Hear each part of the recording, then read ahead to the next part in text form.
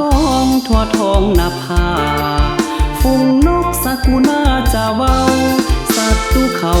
ยามนี้เข็นขาสร้างกรรมทำโทษภาษา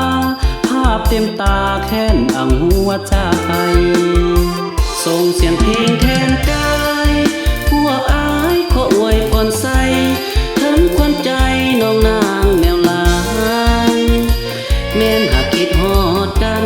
หน้าที่นั้นแนบใจฝักฝังไกลกายแต่ใจเคียงกันขออุดมการอันเดียวกันลาตีแนวหน้าเดือนดาวแจ้ง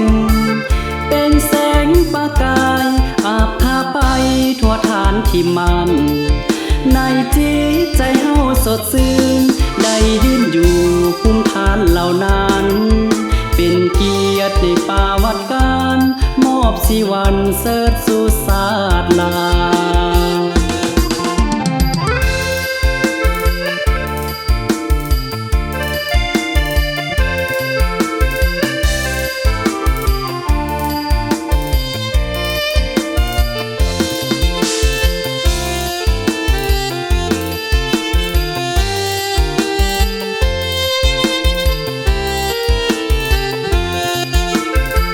ส่งเสียงเพลงแทนกาย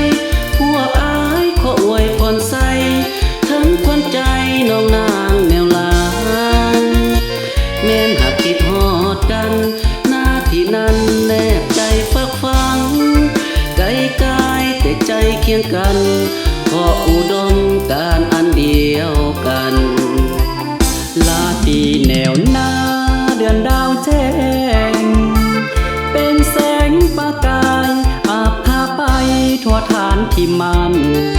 ในจิตใจเฮาสดชื่นได้ยืนอยู่ภูมิฐานเหล่านั้นเป็นเกียรติในป่าวัดการมอบสิวันเสิร์ชสู่ศาสลา